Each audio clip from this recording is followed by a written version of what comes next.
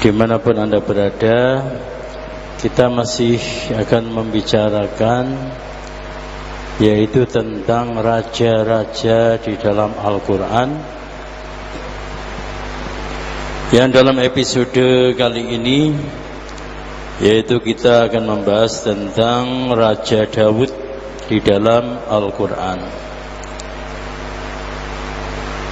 Sebelumnya perlu saya ulas apa yang sudah kita sampaikan di Jumat yang lalu, bahwa kata Daud merupakan bahasa Ibrani yang artinya adalah Al-Mahbub, yaitu orang yang dicintai. Nah, Nabi Daud ini atau Raja Daud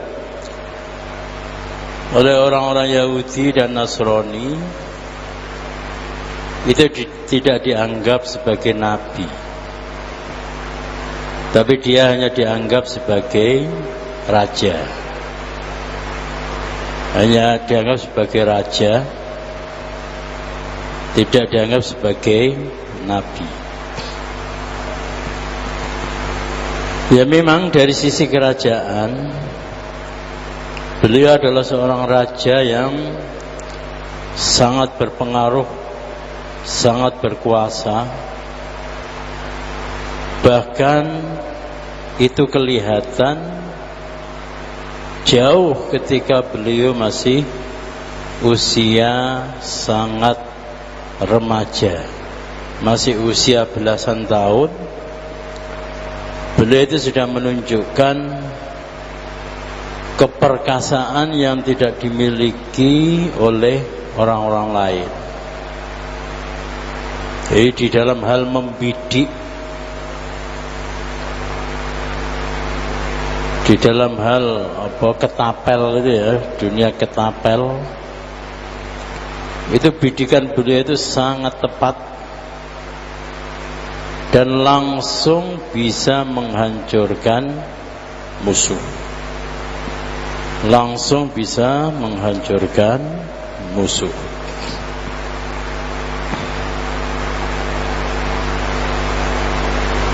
Nah, dalam surah An-Naml ayat 15, di sini disebutkan, a'udzubillahi minasyaitonirrajim, wa laqad atayna Dawuda wa Sulaimana 'ilma wa qala alhamdulillahi alladhi faddalana 'ala katsirin min 'ibadihil mu'minin. Dan sungguh kami telah memberikan ilmu kepada Dawud dan Sulaiman, dan keduanya berkata, segala puji bagi Allah yang melebihkan kami dari banyak hamba-hambanya yang beriman. Coba kita perhatikan ayat ini, itu menggunakan dua huruf takkid, yaitu lamut takkid, la, dan juga qad.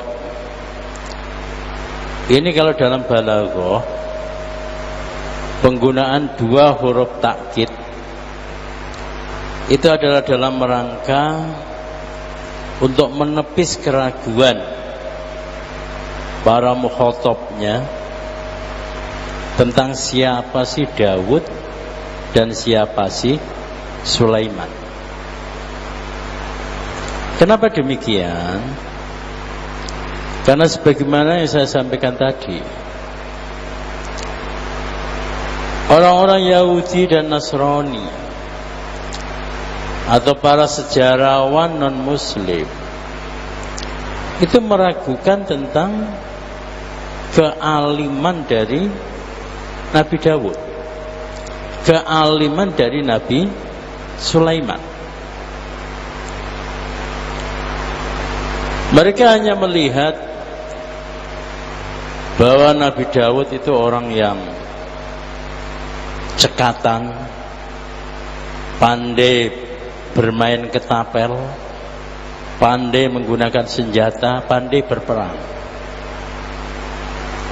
Itu yang lebih dilihat oleh mereka. Bahkan terhadap Nabiullah Sulaiman alaihissalam, mereka itu menganggap bahwa Nabi Sulaiman itu adalah raja sekaligus raja penyihir. Sekaligus raja penyihir. Sampai pada zaman Nabi Muhammad SAW, yang itu artinya sudah berlangsung ribuan tahun, itu masyarakat atau orang-orang itu mengesankan atau menganggap bahwa Nabi Sulaiman itu bukan nabi. Nabi Sulaiman itu adalah penyihir, raja jin, rajanya penyihir, rajanya setan, rajanya hewan dan sebagainya. Dan oleh karena itu Al-Quran turun dalam rangka meluruskan pendapat yang salah yang dipegangi oleh orang-orang Yahudi dan Nasrani selama ini. Makanya menggunakan huruf yaitu lam ta'kid dan qad. Lam ta'kid dan qad. Walaqad. Bahwa yang dipunyai atas pemberian Allah Subhanahu wa taala oleh Nabi Daud dan Nabi Sulaiman itu tidak hanya kerajaan, tapi beliau adalah mempunyai ilmu. Nah, coba kita lihat ilmu yang dimiliki oleh Nabi Daud dan Sulaiman, ilman dalam bentuk isim nakirah, bukan al-ilma tapi ilman. Ini juga ada maksud, ada tujuan tersembunyi di balik penggunaan lafal ilman itu. Apa itu? Ini menunjukkan bahwa Nabi Daud dan Nabi Sulaiman itu mempunyai ilmu yang bermacam-macam. Mempunyai ilmu yang bermacam-macam. Tidak hanya sekedar ilmu perang, tidak hanya sekedar yaitu ilmu bela diri, tidak hanya sekedar ilmu pemerintahan, juga ilmu-ilmu agama. Beliau itu juga diberi oleh Allah Subhanahu wa ta'ala. Dan ini kemudian dipertegas oleh pengakuan dari Nabi Dawud dan Nabi Sulaiman. Alhamdulillahilladzi faddalana ala katsirin min ibadihil mu'minin. Segala puji bagi Allah yang telah melebihkan kami dari banyak hambanya yang beriman. Orang-orang mukmin juga diberi ilmu oleh Allah Subhanahu wa taala. Tapi yang diberikan oleh Allah kepada Nabi Daud dan Nabi Sulaiman itu jauh lebih banyak. Jauh lebih banyak. Kalau kita lihat sejarah ya, bahwa Nabi Dawud menjadi raja itu adalah setelah Raja Talut. Raja Talut itu bisa menjadi raja, itu adalah karena dia mempunyai kelebihan dalam hal keperkasaan fisik, juga nalar otaknya. Dari sisi otak itu Raja Talut itu mempunyai kelebihan dibandingkan dengan orang-orang Israel pada saat itu. Tapi itu pun kalah dengan Nabi Dawud. Kalah dengan Nabi Dawud. Karena apa? Raja Talut meskipun beliau adalah perkasa, meskipun beliau adalah seorang raja yang sangat berkuasa, tapi Talut bukanlah nabi. Sementara Nabi Sulaiman, Nabi Dawud dan Nabi Sulaiman, di samping beliau adalah seorang raja, mereka berdua adalah juga seorang nabi. Nah, kemudian ditegaskan lagi, yaitu dalam surat Shad ayat 20. A'udzu billahi minasyaitonir rajim. Wa shaddadna mulkahu wa atainahu al-hikmah wa faslal khitab. Dan kami kuatkan kerajaannya, dan kami berikan hikmah kepadanya, serta kebijaksanaan dalam memutuskan perkara. Coba kita lihat. Di sini ada kalimat wasyaddadna mulkahu. Ini dalam tafsir Ibnu Katsir itu dijelaskan wa qauluhu syaddadna mulkahu ay ja'alna lahu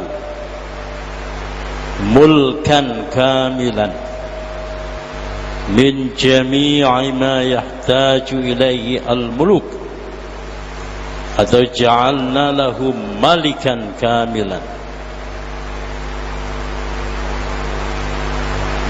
Yang dimaksud dengan memperkuat kerajaannya itu maksudnya apa? Maksudnya adalah kalau suatu negara A misalnya kuat dari sisi pertahanan keamanan, negeri B kuat dari sisi ekonomi, negeri C kuat dari sisi dirgantara, negeri D kuat dari sisi bahari. Kerajaan Nabiullah Daud alaihissalam itu adalah mencakup semuanya. Ibnu Katsir mengatakan apa yang dibutuhkan oleh para raja itu dimiliki oleh Nabi Daud.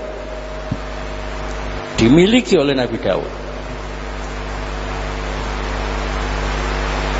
Sebab terkadang ada raja yang memimpin sebuah kerajaan. Kerajaannya itu misalnya di pinggir laut, dia membutuhkan kapal-kapal besar sebagai pencaharian rakyatnya. Nabi Daud juga punya. Ada sebuah kerajaan misalnya,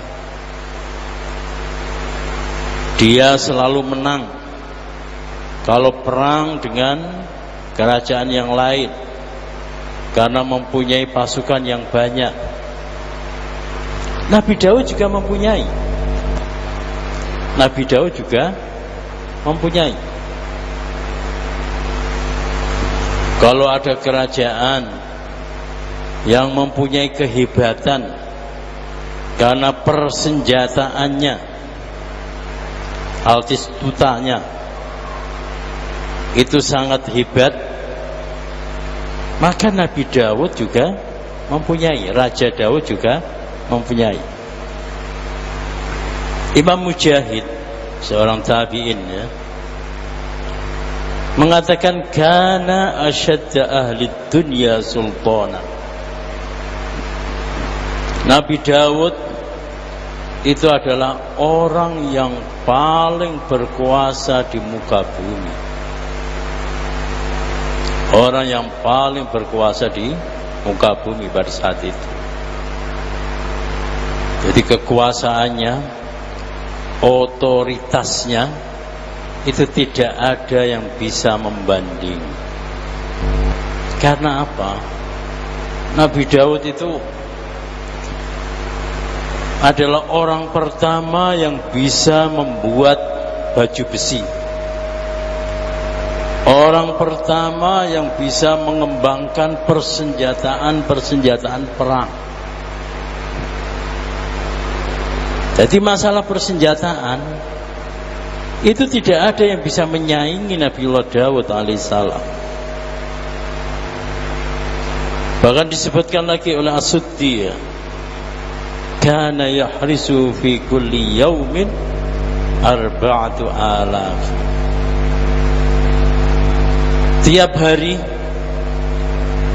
Nabi Daud atau Raja Daud itu dikawal atau dijaga oleh 4.000 orang. 4.000 orang.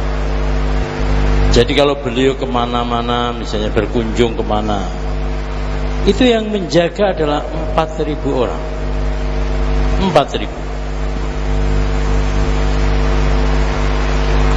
Kalau presiden berkunjung ke Semarang misalnya, itu konon yang menjaga atau pas pampresnya itu ya sekitar 500 gitu ya. Mungkin yang kelihatan lah.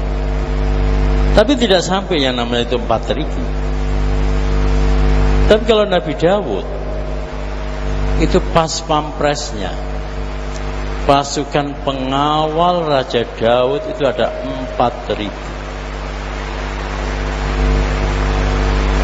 Lebih-lebih nanti Nabi Sulaiman ya. Kalau Nabi Sulaiman nanti kisah berikutnya itu yang menjaga bukan hanya manusia tapi juga jin, juga setan dan sebagainya, itu menjaga Nabi Daud. Nah, nanti di pelajaran berikutnya nanti akan diterangkan, dikisahkan ya, kisah yang sangat populer ketika beliau sedang bermunajat, tiba-tiba ada 2 orang itu yang bisa masuk ke ruang munajat beliau. Keduanya bertengkar, mengaku punya kambing 99, kemudian minta kepada temannya satunya yang hanya mempunyai 1 kambing untuk diminta supaya genap menjadi 100. Nabi Daud kaget. Kagetnya kenapa? Kalau manusia biasa itu tidak mungkin bisa menembus ruang munajat dari Nabi Daud. Tidak mungkin. Karena pengawalannya itu adalah ring 1, ring 2, ring 3, ring 4, ring 5 dan sebagainya. Jadi kalau 4.000, 1 ring itu 1.000, berarti 4 ring. Kalau 1 ringnya itu 500, berarti 8 ring. Kalau 1 ringnya 100, berarti 40 ring. Loh, ini kok ada orang, dan di situ diceritakan adalah manusia biasa. Di situ diceritakan itu adalah manusia biasa. Kok bisa masuk di tempat munajat Nabi Daud? Nah, ini aneh. Nah, ini sebagai gambarannya, sebagai gambaran bahwa Nabi Daud itu diberikan topangan kekuatan kerajaan yang tidak dimiliki oleh siapapun. Ya, di samping itu adalah anugerah dari Allah Subhanahu wa ta'ala. Tapi kalau kita melihat track record dari Nabi Daud sebagai raja, itu kan memang panjang. Jadi ceritanya itu memang ketika umur belasan tahun, beliau itu bisa membunuh atau mengalahkan Raja Jalut. Raja Jalut itu raja yang sangat perkasa dan sakti mandraguna. Bisa dikalahkan oleh seorang Daud yang masih usia belasan tahun.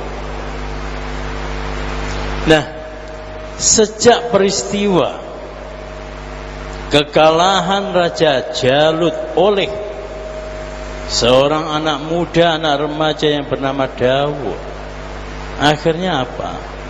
Raja Daud itu atau Daud remaja itu menjadi sangat-sangat populer. Jadi masyarakat di sana itu, masyarakat Bani Israel ya, masyarakat di sana itu di daerah Palestina kalau sekarang itu selalu menyebut-nyebut Daud, Daud, menjadi trending topik, menjadi sangat viral. Tiap hari makin hari bertambah hari popularitas dari Raja Daud itu semakin tambah terus.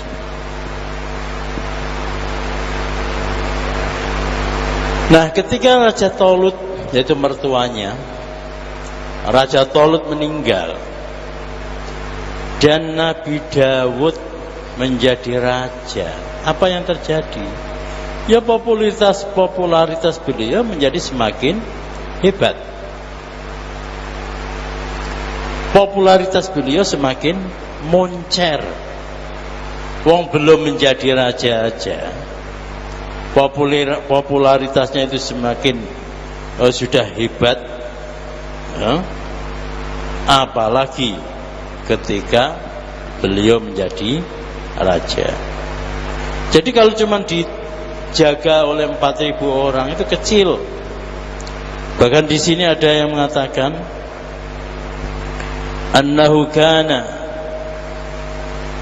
harasahu fi kulli lailatin salasatun wa salasuna alfan,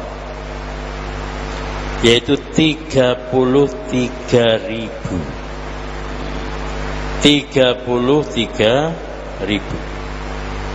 Ada yang mengatakan yaitu 40.000. Ya wallahu alam. Tapi intinya adalah bahwa kerajaan Nabi Daud itu sama sekali tidak bisa disentuh oleh kerajaan manapun.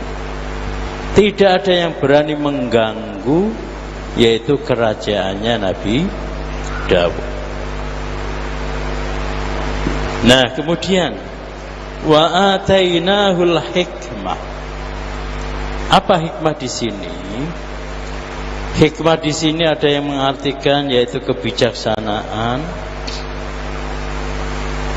Ada yang mengartikan bahwa hikmah itu adalah an-nubuwah, yaitu kenabian. Kenabian.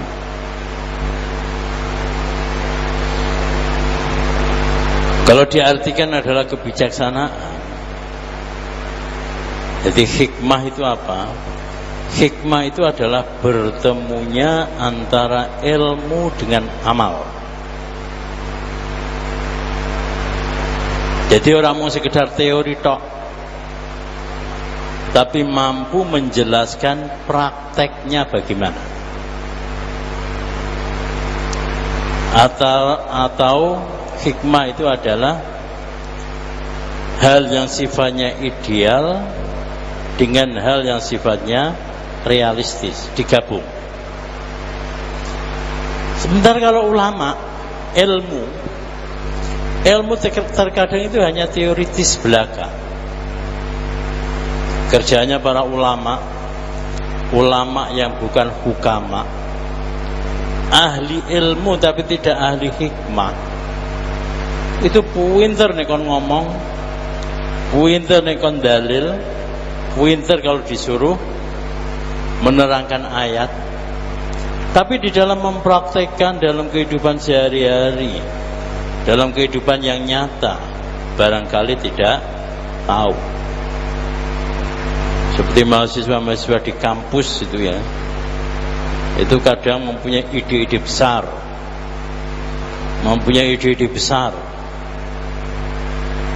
ketika terjun ke lapangan bingung. Karena apa? Antara apa yang dipelajari di ruang kuliah itu ternyata berbeda dengan realita. Dan Nabi Daud itu tidak. Pengalaman hidupnya itu membuat beliau itu sangat mungkin, dan memang terjadi bahwa beliau itu mempunyai hikmah. Sebagaimana disampaikan minggu lalu, bahwa Nabi Daud itu menggembalakan kambing, menggembalakan domba,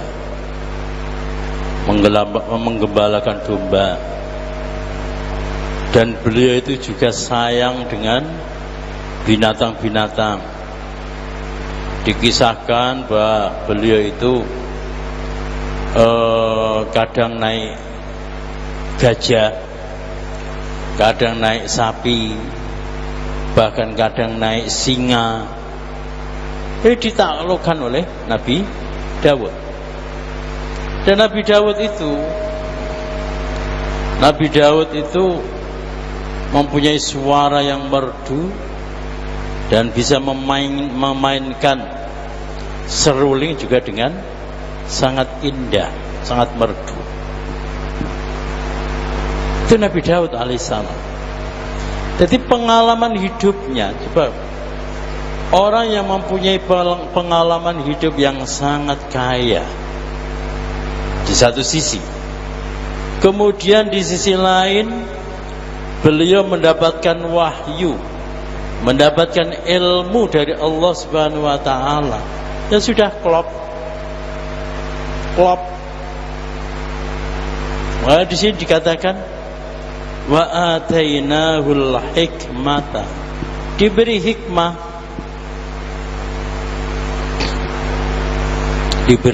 hikmah, jadi dari Allah beliau mendapatkan yaitu nubuwah. Sementara dari pengalaman hidup beliau mendapatkan hikmah itu. Wes lengkap. Seorang raja yang adigang, adigung, adiguna, yang mempunyai adidaya, sangat berkuasa. Ditambah lagi beliau adalah seorang nabi. Bukan hanya nabi yang pintar pidato, tapi juga nabi yang tahu tentang praktek-praktek kehidupan. Ditambah lagi wa faslul khitab, yaitu kebijaksanaan di dalam memutuskan perkara. Nanti akan diceritakan ya dalam pertemuan berikutnya bagaimana Nabi Daud itu bisa memutuskan perkara yang dianggap pelik oleh masyarakat. Udah. Jadi beliau itu ini adalah sosok ya. Sosok dari seorang raja yang ideal. Seorang raja yang ideal itu adalah ketika kerajaannya itu kokoh kuat. Kemudian yang kedua, dia itu mempunyai ilmu hikmah. Dan yang ketiga, dia itu mempunyai kemampuan untuk menyelesaikan permasalahan yang terjadi secara real. Itu adalah sosok sing sempurna, adalah semacam itu. Sosok yang sempurna. Tidak hanya kutub buku, tidak hanya sekedar mempunyai ilmu yang banyak, tapi beliau mampu menerapkan dan mempraktekkan di dalam kehidupan sehari-hari. Yes. Itu hebatnya Nabi Daud semacam itu. Nah, kalau kita bandingkan dengan raja-raja sebelumnya, taruhlah Raja Bilqis ya, Ratu Bilqis. Ratu Bilqis itu, Ratu Bilqis dia mempunyai faslul khitab, mempunyai kebijaksanaan di dalam menyelesaikan masalah. Tapi di dalam syadadna mulkahu, kerajaan yang kuat tidak sekuat yang dimiliki oleh Nabi Daud. Dan yang selanjutnya, Ratu Bilqis itu tidak mempunyai hikmah dalam artian ilmu yang didapat dari Allah Subhanahu wa ta'ala. Kalau ilmu-ilmu tentang pengalaman hidup, ilmu-ilmu tentang bagaimana mengelola kerajaan warisan dari ayahnya, Ratu Bilqis punya, tapi hikmah tidak punya. Jadi Nabi Daud itu benar-benar lengkap. Sisi rohaniyah, sisi jasmaniyah, terus hubungan dengan Allah, hablum minallah, hablum minan nas, punya semua Nabi Daud itu. Teori komunikasi punya, praktek komunikasi juga hebat. Teori pemerintahan punya, praktek memerintah juga jago. Teori membuat senjata punya, mempraktekkan membuat senjata juga punya. Itu Nabi Daud. Dibandingkan dengan Raja Fir'aun, apa bandingannya dengan Raja Fir'aun? Raja Fir'aun itu adalah seorang raja yang arogan. Dalam artian apa? Dia berkuasa. Syadadna mulkahu, ya, kerajaannya sangat kokoh, tidak ada yang berani melawan. Tapi dia itu sama sekali tidak punya hikmah. Dia tidak punya faslul khitab, tidak punya. Karena yang ditonjolkan itu adalah bukan bagaimana berkomunikasi dengan baik kepada rakyatnya, tapi yang ditonjolkan itu adalah ana rabbukumul a'la, aku adalah Tuhanmu yang paling tinggi. Itu Fir'aun. Beda dengan Nabi Daud atau Raja Daud. Jadi kesimpulannya adalah bahwa hal yang menonjol pada diri Nabi Daud itu ada 3. Yang pertama, kerajaannya sangat kuat, kokoh, pasukannya sangat banyak.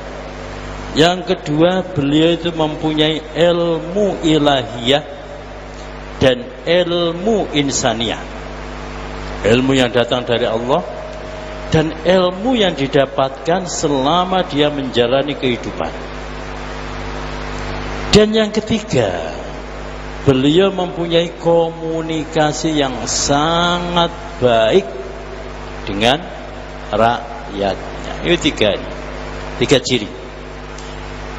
Kalau kita ingin mempunyai kehebatan seperti Nabi Daud atau Raja Daud, ya 3 hal itu: mengkokohkan pertahanan, menyeimbangkan sisi ilahiyah dan insaniyah, yang ketiga komunikasi yang baik dengan masyarakat.